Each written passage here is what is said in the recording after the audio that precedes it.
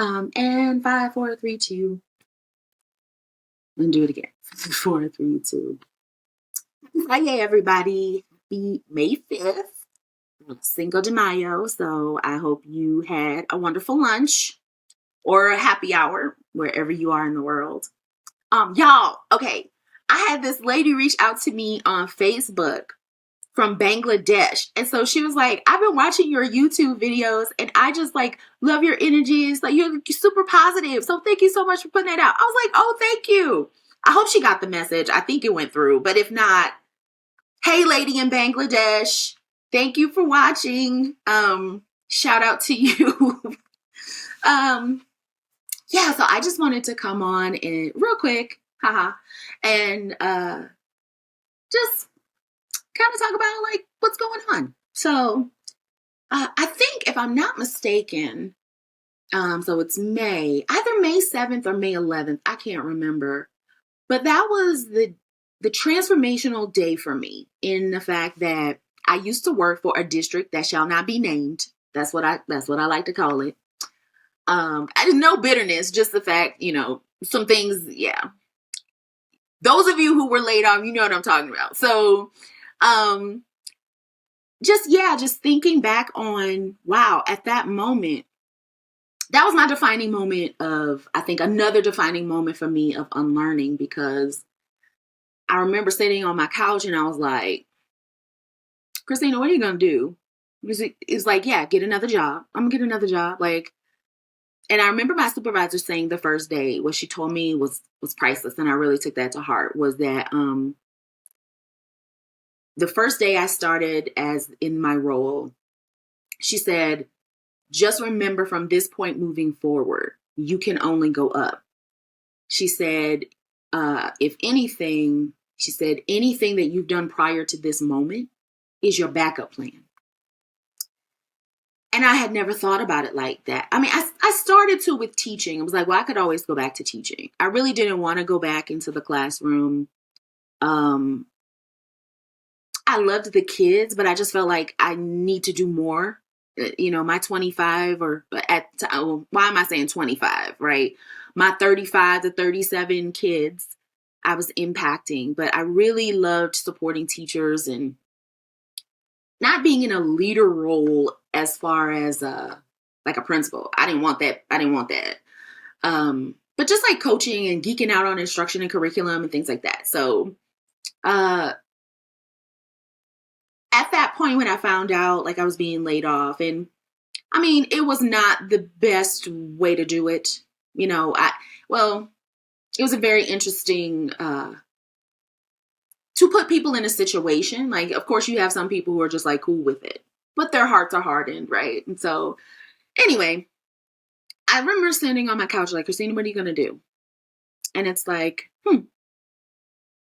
And it was like, you could do anything.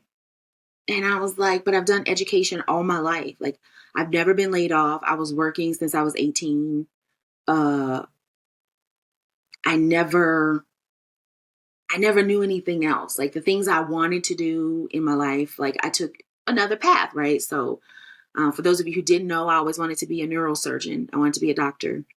I felt like fixing people's brains would fix their hearts and they wouldn't be cruel to each other. That was what I wanted to understand, why people did the things they did. And it was neurosurgery or psychology, like one of those two, but the path was education. So I like to say that I fix people's minds and hearts by learning, by teaching and learning, which I really enjoy. But at that point, it was like, I don't want to go back to teaching. Oh my gosh, I don't want to move back home. Like, what am I going to do? Blah, blah, blah. And this whole year has been a year of trusting the process. For those of you who didn't know, I had a business. This was around 2008 when everything like crashed. And it was the worst time to actually start a business. But I tried to start a business. So I went and studied to become like a certified like personal chef. So I had a little business on the side. It was called the Traveling Pot. It was so cute. But anyway, And I just remember that I was trying to make things happen in my own strength, and things didn't happen. And I got frustrated, and then I went back to teaching, and I felt like I failed because at that time, um, I was trying to make things work in my own strength without wisdom and guidance, divine wisdom and guidance, right? And so this time around, it was like I could do anything. I could really do anything. Like, so I sat there and I said, Christina, what the flip do you want to do with your life? What do you want to do with yourself? What gives you joy? And really simple. It's always the simple things that bring you joy. I just want to help people. I have a lot of knowledge. I have a different perspective on things. I like to share those things. And I like to work with people side by side. I'm an introvert, so I like to work small groups one-on-one. I don't need to be the leader in the sense. I just need to be able to conduct, design, and orchestrate, right? But in that, I had to say, okay, well, you got to do some things differently than what you did in 2008, because you cannot do this alone, and you can't be successful thinking like you can only do it with your might.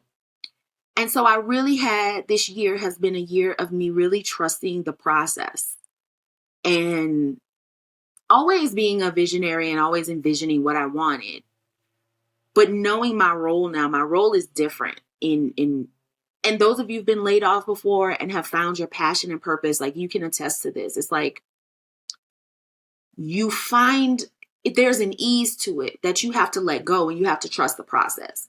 You have to trust that the right people will come your way. You have to trust that the right opportunities will come your way. You have to trust everything. It's not a coincidence. It's like designed when it falls in your lap. So that year, I can't remember. I got this book as The Year of Yes by Shonda Rhimes. I didn't finish reading the whole book. Like, I just got into like a couple of chapters, but from the story that she was telling about her year of yes, it was powerful for me. It was like, what if I said yes? What if I did trust the process? What if I really did trust myself? What if I said yes? And because I've said yes to so many opportunities and I've listened to my intuition and it's like, oh, that sounds fun. Yes. It's been an enthusiastic yes. I have had, I think, the most growth in life. I've met the best people. I've met people who have inspired me and who've made me passionate about things. I've met people who've helped me to see the world differently, right? And expand my worldview. And so I was never upset about being laid off. I actually had a sigh of relief. Oh, thank God. Like, because the toxicity, enough said. Yeah, yeah. But it just had me like, I'm winning. Like, that's the thing. It was, as I come to this year, it's like, I'm winning. Like, I thought I would like lose everything because in the past I didn't have a job. I had lost my house. I was homeless, or houseless, and trying to get back on my feet, and those kind of fears like surface back up again. And it was like, no, I can do it differently. I can trust the process. I'm not alone.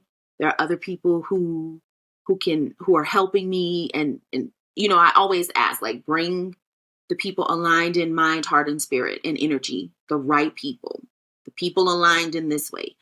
And hell, if those people aren't coming my way and dropping their gems of wisdom. And so it's like, I was talking to a friend of mine and she's like, I don't miss the job. And I was like, I don't either. I don't miss it. Like, I'm having a hell of a ride. I don't know where I'm going next. But I'm going to keep trusting the process, and you can too. It's like, whatever that is for you in your life, you can trust the process. You can let your hands off the wheel. You're like covered and protected. And so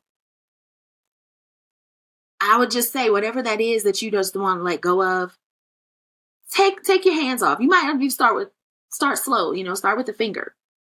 Just start releasing and see what happens, because and all the pressure and all the desires for the things we've been told to desire, like, all that goes away. And it's just like amazing. And so that was part one. I'm trying to see what, I'm excited about what part two is going to look like. But maybe that's the message for today. I don't know. I just got in front of the camera. We'll see what happens. That was kind of it. Yeah. So I hope you guys have a great Friday. Enjoy your weekend. Happy Cinco de Mayo. Love you. Live your life first class. God bless. Bye-bye.